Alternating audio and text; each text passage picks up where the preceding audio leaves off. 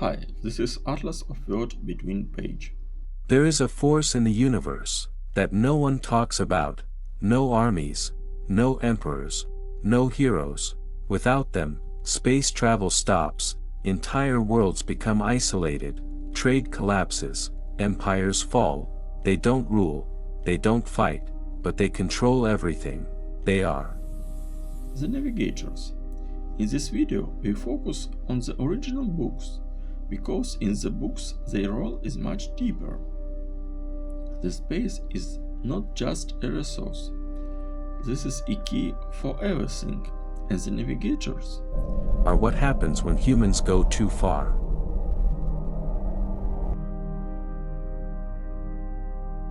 But the Navigators are not interested in subtlety. They are exposed to extreme concentrations of spice gas over long periods of time. Their bodies are submerged in it. Their consciousness is shaped by it. This is not augmentation. It is total dependency. Over time, the human form begins to collapse under this pressure. Muscles weaken, bones restructure. The body adapts into something fluid, elongated, almost aquatic in appearance. Their physical state reflects the environment they inhabit, sealed tanks filled with spice-saturated atmosphere. They no longer walk. They no longer interact with the physical world in a human way. The transformation is irreversible. But the real cost is not physical, it is cognitive. Spice does not simply enhance the mind, it expands it beyond its original limits.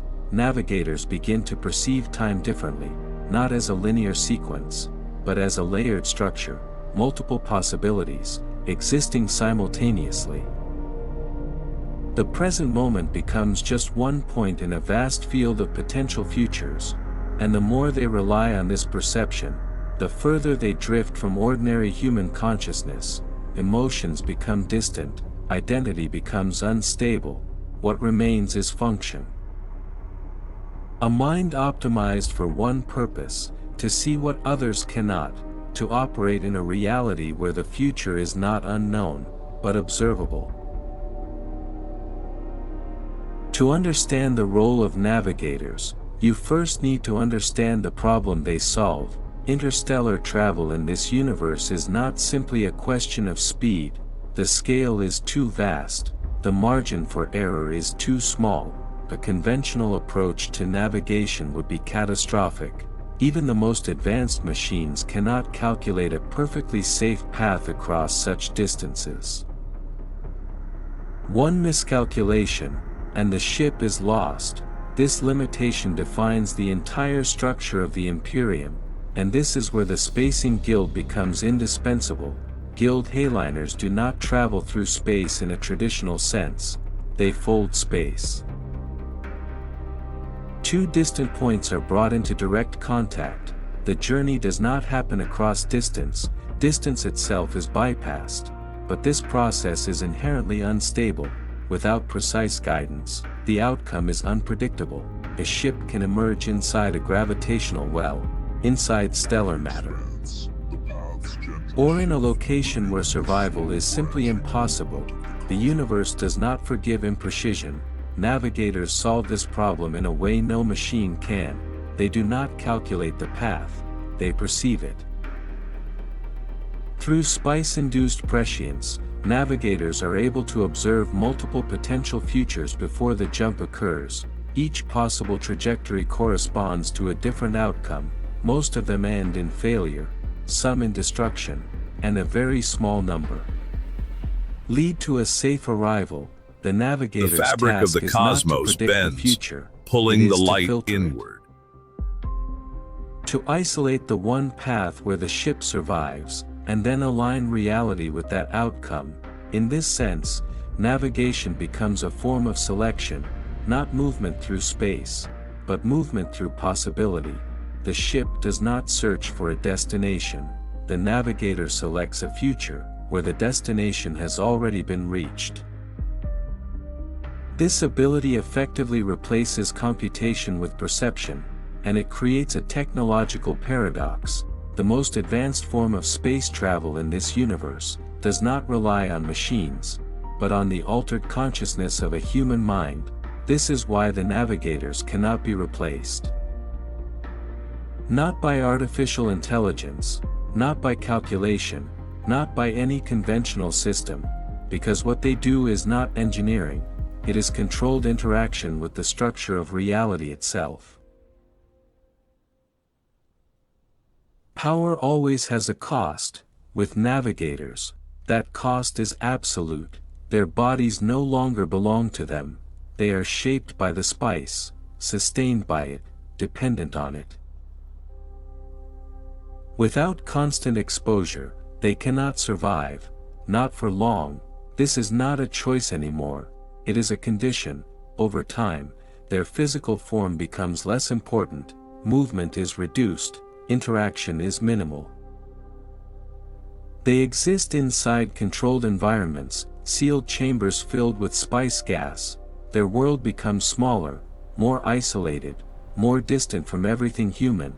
There are no ordinary experiences left, no direct contact, no simple life, only function and perception. But even perception comes with a burden. Seeing multiple futures is not clarity, it is noise, countless possibilities, overlapping, competing. Some of them end in success, many of them end in failure, and all of them feel real. The navigator must remain focused, filtering outcomes, ignoring everything that leads to destruction.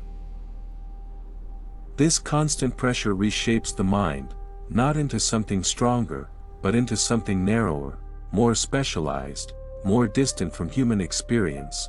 In the end, the price is simple. They gain the ability to guide humanity across the stars, but lose the ability to be part of it.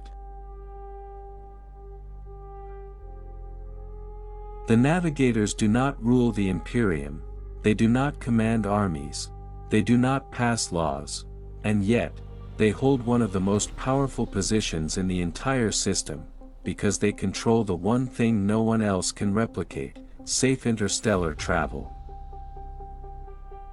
Every major structure in the Imperium depends on movement, trade between planets, political alliances, military deployment.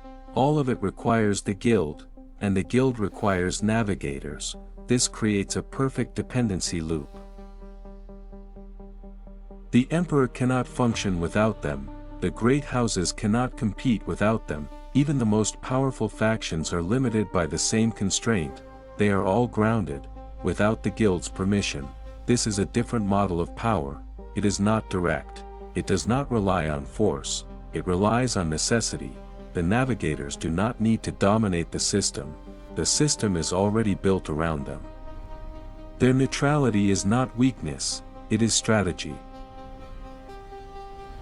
By avoiding open control, they avoid becoming a target. By remaining essential, they remain untouchable. Their influence is subtle, but absolute. They can shape outcomes without issuing commands, delay transport, restrict access, prioritize certain routes over others. Small adjustments, with massive consequences.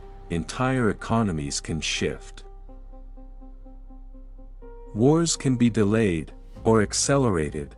Alliances can form, or collapse, and all of it happens without a single public decision. This is power in its most refined form, invisible, systemic, not imposed from above, but embedded into reality itself. But all of this leads to a deeper question: what does it really mean? To see the future, if you can observe many possible outcomes, do you still make choices, or do you simply follow the path that already looks safe? Navigators do not create the future, they select from it. They choose the version of reality where survival is possible, but this creates a limitation, because the more you rely on known outcomes, the less space there is for the unknown, for risk, for true freedom. In a way, their vision protects humanity. But it also traps it, inside a set of safe paths that avoid disaster, but may also avoid something greater, something unexpected, something new. So the question is not just about power, it is about control. if the future can be seen and selected, then who is really in charge, the one who chooses the path, or the structure of reality that limits those choices? In the end, the navigators control space, but maybe no one truly controls what comes next.